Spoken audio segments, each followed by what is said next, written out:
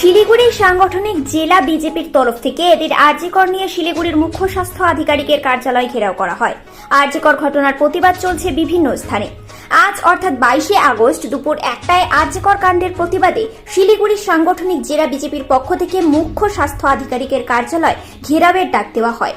মিছিলটি বাঘাযতীন পার্ক থেকে শুরু হয়। এরপর শিলিগুড়ি মুখ্য স্বাস্থ্য আধিকারিকের কার্যালয় ঘেরাও করা হয়। রীতিমতো পুলিশ ব্যারিকেড ভেঙে ভেতরে প্রবেশ করেন তারা। এরপর অবস্থান বিক্ষোভ দেখাতে থাকেন। অবস্থান বিক্ষোভ থেকে আরজিকর ঘটনার তীব্র প্রতিবাদ জানানো হয়। দোষীদের উপযুক্ত শাস্তির দাবি জানানো হয়। Bureau report, news prime Times.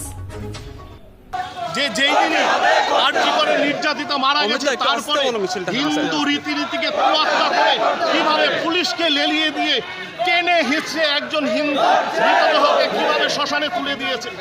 আমরা যাতে দ্বিতীয়বারের জন্য ময়নাতদন্ত না করতে পারে সমস্ত প্রমাণ লোপাট করার কার নির্দেশে হয়েছিল? রাজ্যের মুখ্যমন্ত্রী মমতা বন্দ্যোপাধ্যায়ের নির্দেশে। সেই দিন যে 14 তারিখে যখন ইসের আক্রান্ত হয়েছিল, আরজিকরে আক্রান্ত হয়ে যখন আরজিকরে ভাঙা হয়েছিল, সেই ভাঙা হয়েছিল শুধুমাত্র প্রমাণ লোপাটের জন্য। কার নেতৃত্ব হয়েছিল, কার নির্দেশে হয়েছিল? রাজ্যের মুখ্যমন্ত্রী মমতা বন্দ্যোপাধ্যায়ের নির্দেশে হয়েছিল। এবং সমস্ত কিছু পুলিশ থেকে শুরু করে স্বাস্থ্য দপ্তর থেকে শুরু করে সবার মাথায় বসে আছেন রাজ্যের মুখ্যমন্ত্রী মমতা বন্দ্যোপাধ্যায়। এবং আজকে এই ঘটনার জন্য এই সম্মান শুধু পশ্চিমবঙ্গের নয়, দেশের সম্মান আজকে ক্ষুণ্ণ। আজকে আমাদের শিলিগুড়ির আমরা যদি দেখি আজমাবাদ চা বাগান, আজমাবাদ চা বাগানে যে নাবালিকা মহিলা রেপ হয়েছিল, তিনি মনে করেছেন এই পশ্চিমবঙ্গে বাঁচার থেকে মৃত্যুবরণ করা ঠিক, তাই তিনি হোমে গিয়ে তার মৃত্যুবরণ করেছিলেন আজমাবাদ চা বাগানের ধর্ষিতা মেয়ে। তাই পশ্চিমবঙ্গের এই জায়গা থেকে যদি উদ্ধার করতে হয়, মুখ্যমন্ত্রী মমতা বন্দ্যোপাধ্যায়ের পদত্যাগ চাই। তাই আমরা আজকে পথে নেমেছি। ভারতীয় জনতা পার্টি পশ্চিমবঙ্গ প্রদেশের পক্ষ থেকে আজকে স্বাস্থ্য ভবন ঘেরাওয়ের ডাক দিয়েছে। তাই শিলিগুড়িতেও আমরা আজকে প্রতীকীভাবে শিলিগুড়ি সিএম অফিস আমরা ঘেরাও অবস্থান বিক্ষোভ করব।